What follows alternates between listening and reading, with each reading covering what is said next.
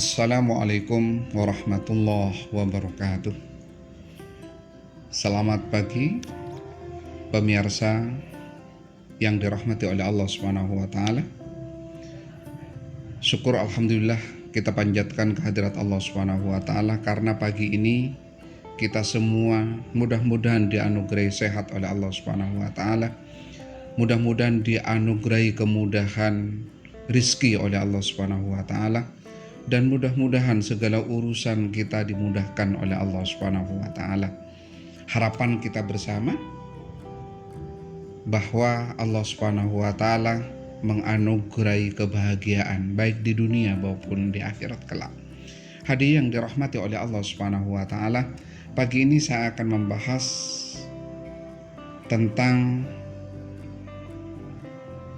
sesuatu permintaan suatu masalah yang ini permintaan dari salah satu subscriber kami, teman-teman YouTube kami yang meminta bahwa dibahas tentang cara move on dari patah hati.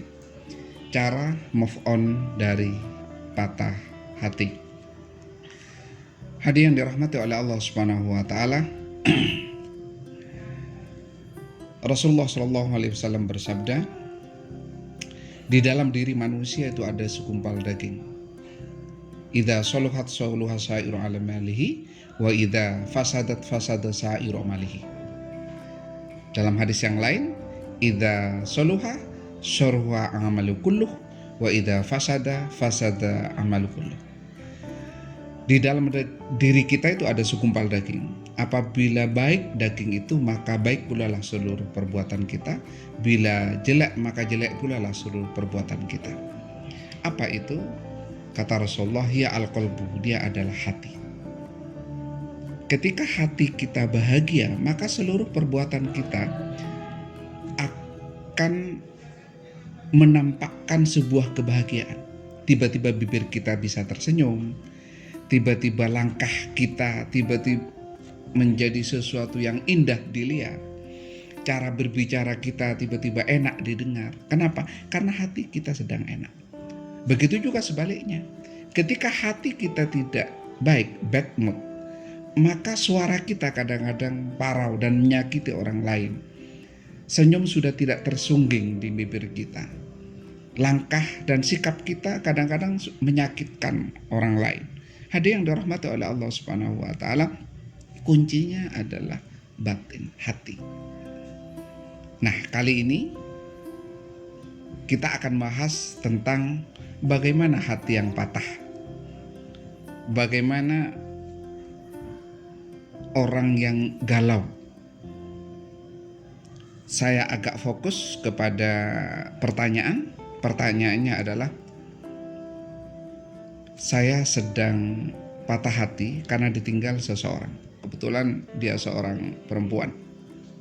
Hadirin yang dirahmati oleh Allah Subhanahu wa taala, ini bisa mewakili baik laki-laki maupun perempuan yang ditinggal pasangannya.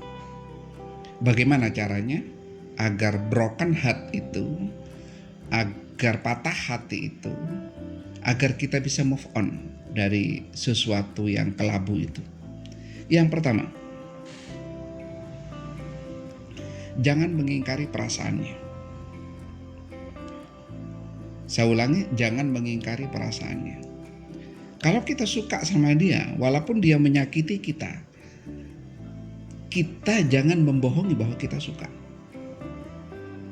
Kita pun gak usah menghindar. Tidak perlu menghindar dari dirinya.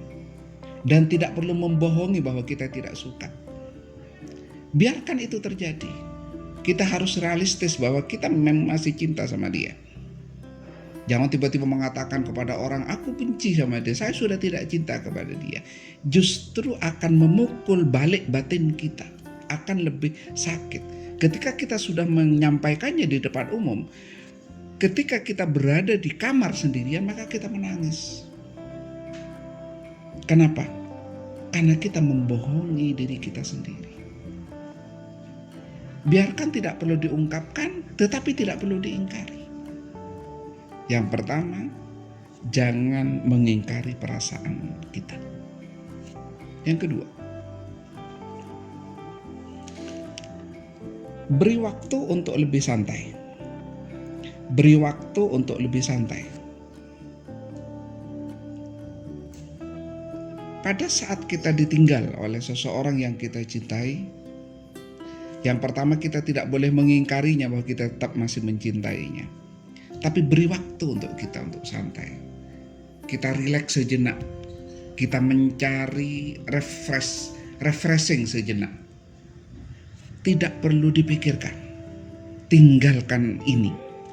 Hadirin yang dirahmati oleh Allah Subhanahu wa taala, beri waktu pada kita. Jangan dipaksa untuk menghilangkan perasaan itu dalam batin. Karena hal itu mustahil.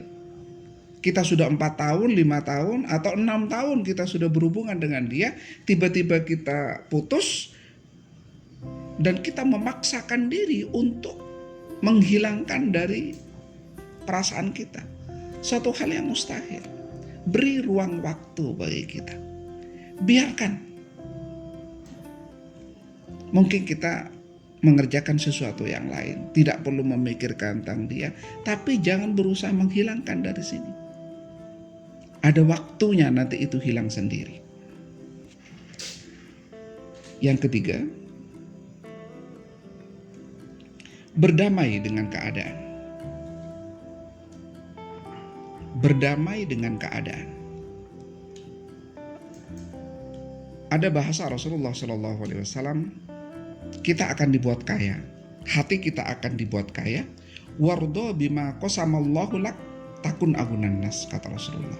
Menerimalah terhadap keputusan Allah Subhanahu wa taala, maka engkau dibuat kaya. Baik itu kaya harta maupun kaya hati. Kalau kita berdamai, menerima terhadap keputusan yang terjadi, realitas yang terjadi, maka kita akan kaya. Dada kita akan menerima. Hadirin dirahmati oleh Allah Subhanahu wa taala, jodoh itu ketentuan Allah. Jodoh itu hak prerogatif Allah. Jadi kalau dia bukan jodoh kita, maka tidak akan pernah bersama. Kalau dia sudah memilih orang lain ketimbang kita, ya sudahlah. Maka kita harus berdamai dengan keadaan itu. Kita sakit, pasti kita sakit. Kita kecewa, pasti kita kecewa. Tapi terimalah bahwa itu sebuah kenyataan. Kita berdamai dengan yang ada. Bahwa dia sudah milih orang lain, bahwa dia sudah memilih orang lain, bahwa dia sudah bukan bagian dari rencana masa depan kita, bahwa dia tidak tiap hari menyapa kita, bahwa kita tidak tiap hari bertegur sapa dengan dia. Kita berdamai dengan keadaan. Yang keempat,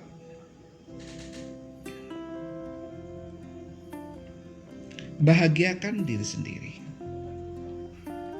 Bahagiakan diri sendiri. Ada bahasa klise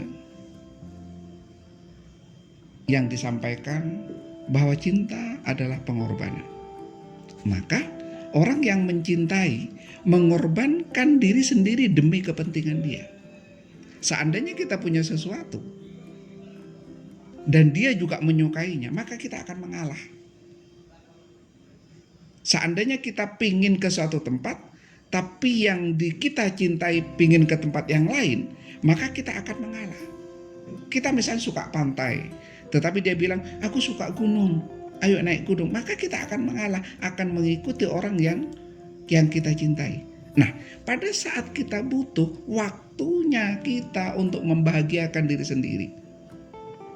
Waktunya kita untuk menjadi diri sendiri. Kalau kita memang suka pantai, ya sudah kita suka pantai. Yang kita tinggalkan karena pasangan kita tidak suka pantai. Kalau Anda suka band, pada waktu itu Anda tidak melakukan itu karena pasangan kita tidak menyukai itu. Karena harus sering bersama dan sebagainya. Waktunya kita untuk main band. Kalau Anda suka futsal dan saat itu Anda tidak bisa melakukannya karena sibuk bersama dengan dia atau mengalah terhadap keinginan dia. Waktunya kita untuk membahagiakan diri kita. Makanan, Anda suka bakso, tetapi dia tidak suka bakso, dia sukanya makanan Padang misalnya, maka Anda kalau keluar itu biasanya makan makanan Padang, bukan terpaksa, tetapi sebagai rasa cintanya kepada dia, maka Anda makan sesuatu yang sebenarnya Anda tidak seberapa suka. Nah, waktunya saat ini untuk memanjakan diri, melakukan sesuatu sesuai dengan keinginan kita. Kalau Anda suka bakso, ya sudah bakso aja. Kalau Anda suka bersepeda, ya sudah bersepeda ada satu harian penuh. Tanpa ada seseorang yang bisa mengganggu aktivitas keinginan Anda. Yang selama ini dibelenggu oleh dia. Yang selama ini tidak bisa dilakukan karena hanya menghargai dia. Maka waktunya sekarang untuk membahagiakan diri sendiri, memanjakan diri sendiri. Kalau Anda bersama dia karena dia tidak suka dengan suara keras dan sebagainya, maka Anda kadang-kadang berpura-pura menjadi orang yang gimana keadaannya. Kalau berbicara dengan tutur kata yang diatur dan sebagainya. Padahal itu bukan Anda banget. Anda banget adalah Anda yang ceria, Anda yang ceplas-ceplos, Anda yang ekspresif. Nah, ketika sudah berpisah dengan dia, lakukan sesuatu sesuai dengan keinginan Anda. Jadilah diri Anda, bahagiakan diri Anda, manjakan diri Anda. Hadirin dirahmati oleh Allah Subhanahu wa taala, maka lambat laun Anda akan merasa lega karena ternyata Anda terbelenggu oleh dirinya. Yang kelima, luangkan waktu bersama keluarga dan teman. Luangkan waktu bersama keluarga dan teman. Hadirin pemirsa, anak muda yang dirahmati oleh Allah Subhanahu wa taala, mungkin pada saat Anda pacaran, mungkin Anda pada saat bersama dengan dia, banyak waktu bersama keluarga yang terganggu. Banyak waktu yang bersama teman-teman yang terganggu. Ketika Anda mau berjalan dengan teman Anda, dia telepon dan Anda harus menemaninya. Dia telepon bahwa Anda harus menjadi pendampingnya. Hari-harinya penuh dengan dia. Sehingga dengan keluarga juga tidak banyak waktu. Hari Minggu yang mestinya berekreasi dengan keluarga tidak bisa. Mengapa? Karena jam 7 harus bersama dia berjalan ke sana dan ke sana. Hadirin dirahmati oleh Allah Subhanahu wa taala, pada saat Anda berpisah dengan dia, dia meninggalkan Anda, waktunya untuk nyaur utang. Waktunya untuk membahagiakan keluarga. Waktunya untuk bersama keluarga, bersama teman-teman kita. Anggaplah ini hari kebebasan Anda. Katakan pada dunia, hari ini aku bebas. Hari ini aku bebas. Hari ini aku bebas melaksanakan apapun. Tanpa dia yang selalu mengatur hidupku. Tanpa dia yang selalu harus diikuti kemauannya. Hadirin yang dirahmati oleh Allah Subhanahu wa taala, luangkan waktu bersama keluarga dan teman. Maka insya Allah hati kita, kegalauan kita, patah hati kita lambat laun akan terobati oleh kebahagiaan baru. Kehangatan pelukan ibu, kehangatan sapa ayah, kehangatan ceria adik-adik kita, kehangatan teman-teman kita akan membuat kegalauan kita lambat laun akan terkikis. Hadirin yang dirahmati oleh Allah Subhanahu wa taala. Yang keenam, lakukan kegiatan yang bermanfaat.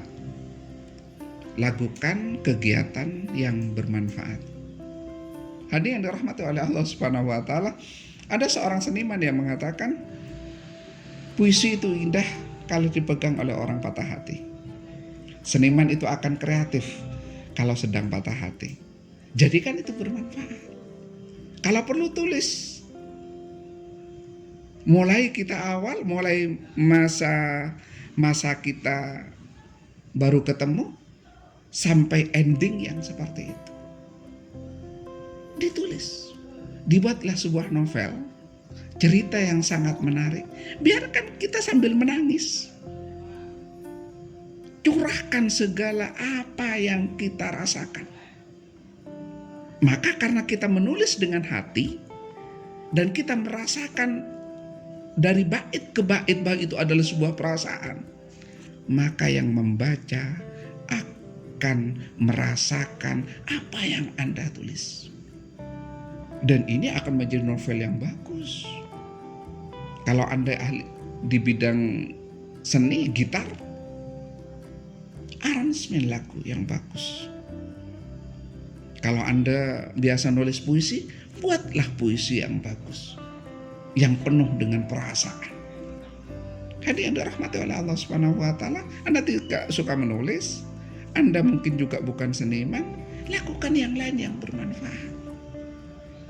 Misalnya karena ada tanaman, karena ada tanah di samping Anda yang kosong, buatlah taman yang indah. Sehingga keluarga, teman Anda yang ke sana bisa merasakan manfaat dari apa yang Anda lakukan. Saya ulangi, merasakan manfaat dari apa yang Anda lakukan. Karena endingnya ini, dari melakukan sesuatu yang bermanfaat, orang lain merasakan manfaat dari apa yang Anda lakukan. Apa hasilnya? Mari kita ikuti bahasa Rasul. Barang siapa yang membahagiakan orang lain, maka Allah akan membahagiakan dirinya. Saya ulangi, barang siapa yang bisa membahagiakan orang lain, maka Allah akan membahagiakan dirinya. Kalau Anda buat taman, maka setiap ada orang ke sana kan memuji, bahagia dan sebagainya, maka insya Allah hati Anda akan dibahagiakan. Anda menulis novel, orang lain bisa membacanya dan bahagia karena novel Anda menarik, maka Anda akan dibuat bahagia oleh Allah Subhanahu wa taala. Petikan gitar Anda ternyata menyentuh berjuta-juta orang yang bisa bahagia karena mendengar petikan Anda, maka Anda akan dibahagiakan oleh Allah Subhanahu wa taala. Apa artinya? Ketika Allah mentakdirkan Anda bahagia, maka kegalauan itu insya Allah akan habis. Yang ketujuh, temukan teman dan relasi baru. Temukan teman dan relasi baru. Saya ulangi, temukan teman dan relasi baru. Pada saat Anda bersamanya, waktu Anda cukup sedikit untuk mencari relasi baru. Apalagi kalau pacar Anda yang sebelumnya adalah manusia protektif, manusia faham jealous, yang ketika Anda bertemu dengan siapapun, maka mengundang amarah dan cemburunya misalnya. Ketika Anda bersama teman-temannya, maka dia merasa tidak diperhatikan misalnya. Maka waktu-waktu Anda cukup sempit untuk punya relasi baru. Nah, saat ini Anda punya kesempatan untuk mencari teman dan relasi baru. Dengan banyak teman dan relasi baru, maka wawasan Anda, rasa derita dalam batin Anda lama-lama akan terkikis. Tidak perlu dipaksakan. Saya ulangi, tidak perlu dipaksakan. Karena sebenarnya secara psikologis seperti ini. Kebiasaan itu hanya butuh 1 minggu. Saya ulangi, kebiasaan itu hanya butuh 1 minggu. Kalau Anda tiap hari biasa dengan dia saling sapa selama 1 minggu, maka akan menjadi kebiasaannya. Begitu juga sebaliknya. Kalau Anda sekarang punya relasi baru, sering berkomunikasi dengan orang lain, dilakukan selama 1 minggu penuh, maka Anda akan terbiasa dengan melakukan itu. Hadirin dirahmati oleh Allah Subhanahu wa taala, buatlah kebiasaan baru. Termasuk salah satunya mencari relasi dan teman yang baru. Yang ke-8, bersyukur sebab kita dihindarkan dari orang yang tidak bertanggung jawab.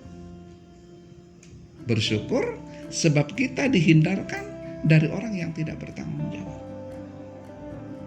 Hadirin dirahmati oleh Allah Subhanahu wa taala, ini justru kebaliknya. Justru kita harus bersyukur. Kalau dia mengkhianati kita dan dia memilih orang lain, padahal bahasanya tiap hari, tanpa dirimu aku tidak ada apa-apanya. Engkau adalah satu-satunya wanita dalam hidupku. Tetapi ternyata dia berkhianat. Ternyata apa yang disampaikan tidak sama dengan apa yang diperbuat. Ternyata dirimu yang merupakan satu-satunya orang, ternyata di balik itu dia memiliki simpanan wanita-wanita lain yang dia gombali. Akhirnya dia meninggalkan Anda. Maka mestinya Anda bersyukur, karena Anda dihindarkan dari orang yang tidak bertanggung jawab. Coba bayangkan, seandainya dia sampai jadi suami Anda atau jadi istri Anda, dan dia berselingkuh pada saat Anda sudah nikah, sudah punya anak, apa yang akan terjadi? Lebih menyakitkan. Maka berterima kasihlah kepada Allah, karena Allah menampakkan sisi jelek dia yang membuat kita pisah. Karena Allah memberikan kesempatan pada kita untuk tahu lebih dulu, supaya sakit kita tidak terlalu parah. Tidak bisa kita bayangkan kalau kita sudah punya anak, sudah kita tua, kemudian dia selingkuh. Maka berterima kasih ya Allah, karena saya dihindarkan dari orang yang tidak bertanggung jawab. Yang ke-8, bersyukur, sebab kita dihindarkan dari orang yang tidak sepenuhnya mencintai kita. Dihindarkan dari orang yang tidak sepenuhnya mencintai kita. Saya ulangi, dihindarkan dari orang yang tidak sepenuhnya mencintai kita. Artinya apa? Selama ini dia mengatakan sesuatu yang tidak sebenarnya. Ternyata dari dulu dia tidak sepenuhnya mencintai kita. Seandainya kita tahu, kita sakit. Seandainya kita terus-menerus dengan dia, kita sebenarnya kecewa. Karena kita bukan to be number one. Kita bukan nomor satu. Kita bukan orang yang utuh yang dicintai. Maka berterima kasihlah kepada Allah, karena kita dihindarkan dari orang yang tidak sepenuhnya mencintai kita. Mungkin dia hanya suka kepada kecantikan Anda, suka terhadap harta kita, dan lain sebagainya. Dia tidak sepenuhnya mencintai kita. Maka berterima kasihlah kepada Allah, karena dihindarkan dari orang yang tidak sepenuhnya mencintai kita. Yang ke-10,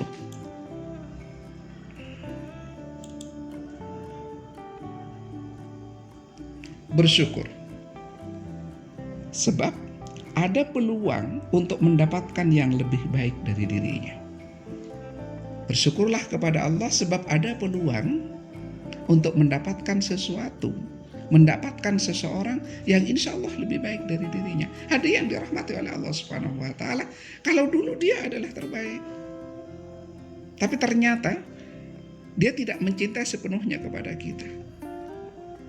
Dan pada saat kita mencintai dirinya, maka kita akan setia padanya. Kita tidak membuka peluang kepada orang lain yang lebih baik untuk mendekati kita. Maka pada saat kita putus, Allah memberikan peluang, ada orang lain yang insya Allah nanti akan datang justru lebih baik dari dirinya. Fa inna ma'al usri yusra. Setiap kesulitan pasti ada kemudahan. Setiap sesuatu yang membuat kita sengsara, pasti ada hadiah yang akan diberikan oleh Allah Subhanahu wa taala. Karena ini merupakan cobaan dari Allah Subhanahu wa taala. Di ujung cobaan itu ada sesuatu yang indah untuk kita. Maka insya Allah akan datang orang lain yang lebih baik yang akan menjadi pendamping kita. 11. Yakinlah,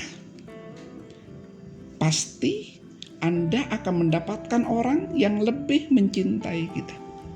Yakinlah bahwa Anda akan mendapatkan orang yang lebih mencintai kita. Mungkin yang dulu baik,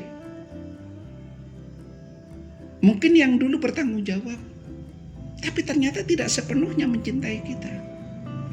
Dengan kita berpisah dengan dia, maka kita bersyukur kepada Allah sebab dihindarkan oleh orang dengan orang yang tidak sepenuhnya mencintai kita. Dan yakinlah akan ada orang yang sepenuhnya mencintai kita, yang utuh mencintai kita, yang mau menerima kekurangan Anda, yang tidak hanya mau menerima kelebihan Anda, tapi juga mau menerima kekurangan Anda. Yang Anda tidak perlu bersikap seperti bukan diri Anda. Yang Anda bersikap untuk seperti diri Anda apa adanya, dia sudah mencintai Anda apa adanya. Insya Allah akan datang seorang laki-laki atau seorang perempuan yang mencintai Anda apa adanya. Yang ke-12, yakinlah pasti Anda akan mendapatkan orang yang terbaik yang mampu menjadikan kita terbaik bagi dirinya. Ini ada dua. Insya Allah akan mendapatkan orang terbaik. Orang baik banyak, belum tentu terbaik untuk kita. Saya ulangi, orang baik banyak, tetapi belum tentu terbaik bagi kita. Nah, ini orang terbaik bagi kita yang mampu menjadikan kita terbaik bagi dirinya. Dia merasa kehadiran kita adalah terbaik untuk dirinya.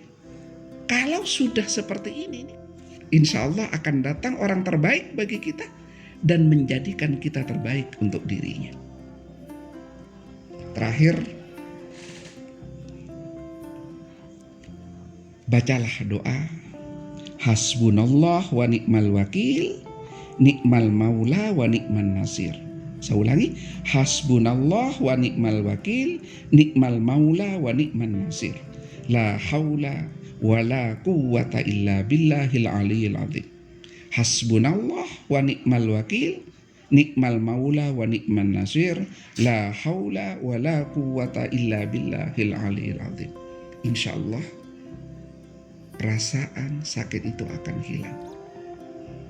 Dan insya Allah endingnya kita akan mendapatkan seseorang yang sengaja didatangkan oleh Allah Subhanahu wa Ta'ala yang terbaik dan menjadikan kita terbaik untuk dirinya. Wassalamualaikum warahmatullahi wabarakatuh.